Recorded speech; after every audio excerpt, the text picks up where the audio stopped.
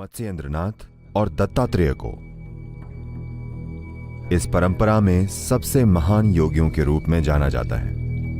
एक घड़ा शराब का एक जग उनकी एक जांघ पर था और एक जवान औरत दूसरी जांघ पर। उन्होंने बस देखा, दत्तात्रेय नशे में लग रहे थे। यह परशुराम के लिए एक प्रदर्शन था, क्योंकि वे जबरदस्त क्षमताओं वाले मनुष्य हैं।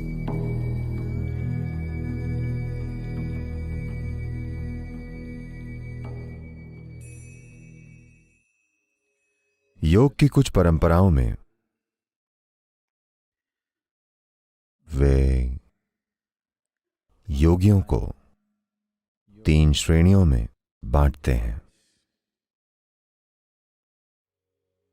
इन्हें मंद, मध्यम और उत्तम के रूप में जाना जाता है। मंद योगी मतलब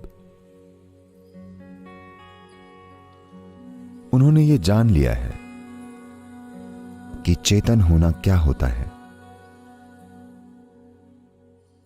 उन्होंने सृष्टि के स्रोत को जान लिया है, उन्होंने एकत्व जान लिया है, लेकिन वे दिन भर उस स्थिति में नहीं रह पाते। उन्हें खुद को याद दिलाना पड़ता है। जब वे खुद को याद दिलाते हैं और जागरूक होते हैं तो वे उस स्थिति में होते हैं। जब वे जागरूक नहीं होते तो वे पूरा अनुभव खो देते हैं। कोई भी प्रयास करके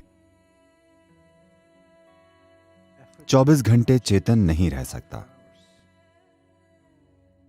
अगर आप चेतन होने के लिए प्रयास कर रहे हैं और अगर आप इसे कुछ सेकंड या कुछ मिनट तक बनाए रख पाते हैं तो ये बड़ी चीज है, वरना यह ध्यान यहां वहां भटकेगा। तो योगी के पहले चरण को मंद कहा जाता है। योगी के दूसरे चरण को मध्यम कहा जाता है, जिसका मतलब है मध्य स्थान।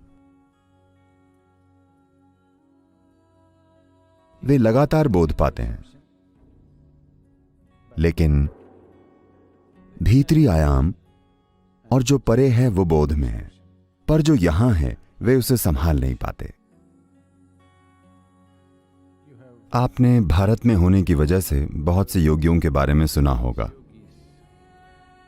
जिनकी पूजा की जाती है, लेकिन वे अपने जीवन में कुछ भी करने में असमर्थ थे।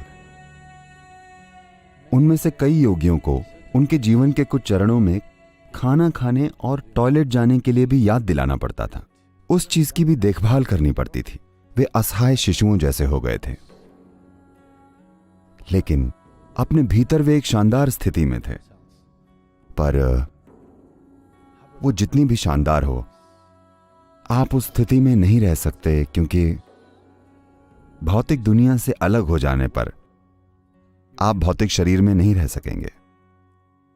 अगर आपको अपना भौतिक शरीर बनाए रखना है तो आपको भौतिक दुनिया में किसी प्रकार से काबिल होना जरूरी है, वरना आप उसे संभाल नहीं पाएंगे। योगी का तीसरा चरण, वो जो परम है, उसका निरंतर बोध पाता है और साथ ही बाहरी दुनिया के भी पूरे तालमेल में होता है,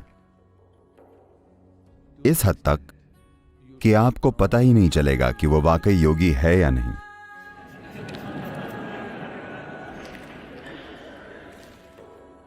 दत्तात्रेय, आपने दत्तात्रेय के बारे में सुना है?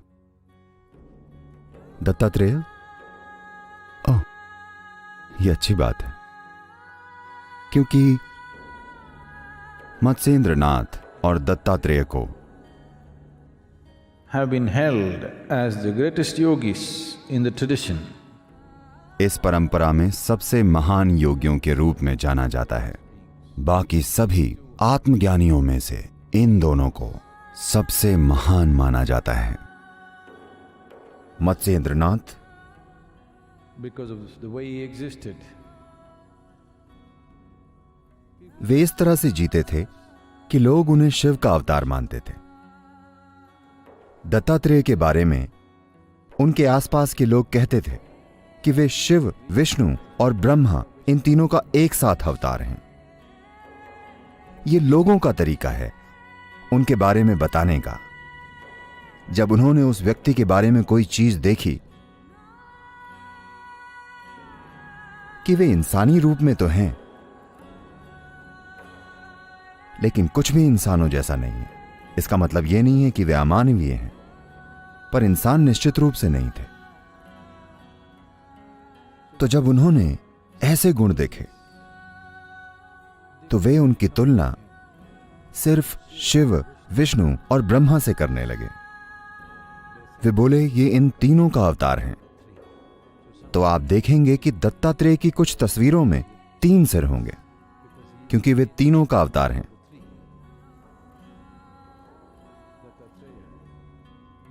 दत्तात्रेय बहुत ही रहस्यमय जीवन जीते थे।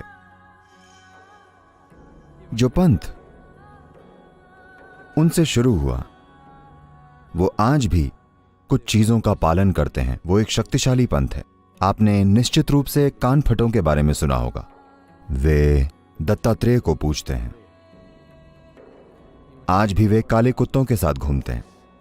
दत्तात्रेय के आसपास हमेशा काले कुत्ते होते थे, बिल्कुल काले। मैं कुत्तों के विषय में बात नहीं करूंगा, इसके बारे में बहुत सी चीजें हैं। उन्होंने एक निश्चित तरीके से कुत्तों का इस्तेमाल किया। आप जानते हैं, अगर आपके घर में कुत्ता हो तो उसका बोध आपसे थोड़ा ज्यादा होता है, हाँ या ना? सूंघने में, सुनने में, देखने में वो आपसे थोड़ा बेहतर लगता है।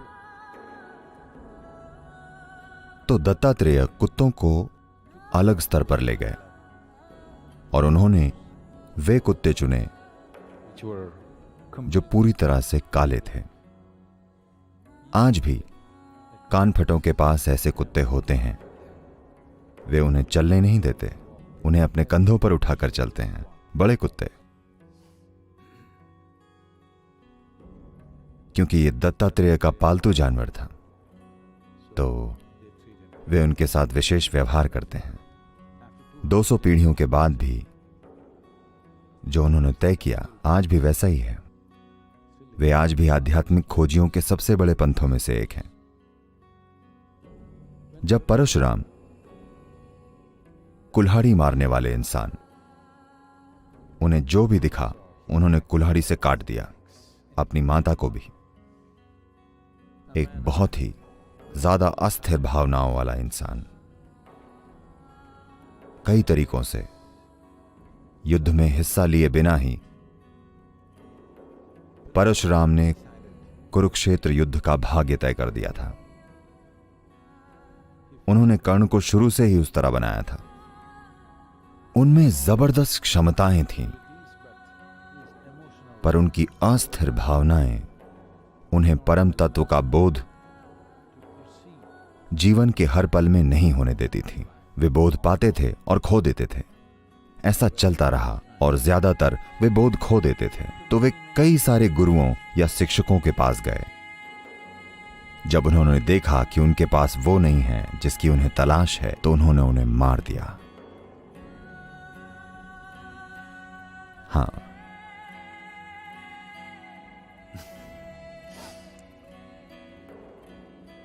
और फिर वे दत्तात्रेय के पास आए।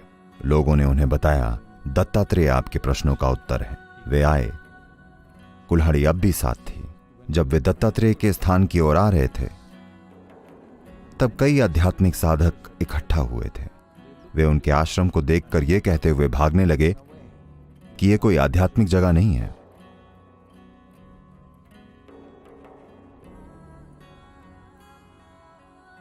जब परशुराम दत्तात्रेय के निवास के अंदर गए, उन्होंने देखा वहां एक इंसान बैठा था।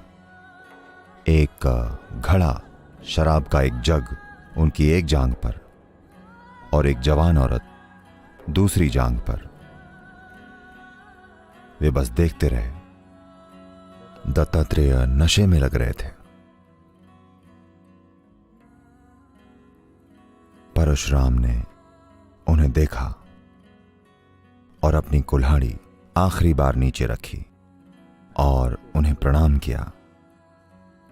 बाकी सभी चले गए। जैसे ही उन्हें प्रणाम किया, शराब का घड़ा और औरत गायब हो गए। दत्तात्रेय बस वहीं बैठे थे और उनका कुत्ता उनके चरणों में था। परशुराम को अपनी मुक्ति दत्तात्रेय से प्राप्त हुई। यह परशुराम के लिए एक प्रदर्शन था, क्योंकि वे जबरदस्त क्षमताओं वाले मनुष्य हैं, लेकिन यह क्षमता क्रोध में प्रकट हो रही है, अस्थिर भावनाओं के रूप में प्रकट हो रही है, जिससे हमेशा नकारात्मक रूप में व्यक्त हो रही है।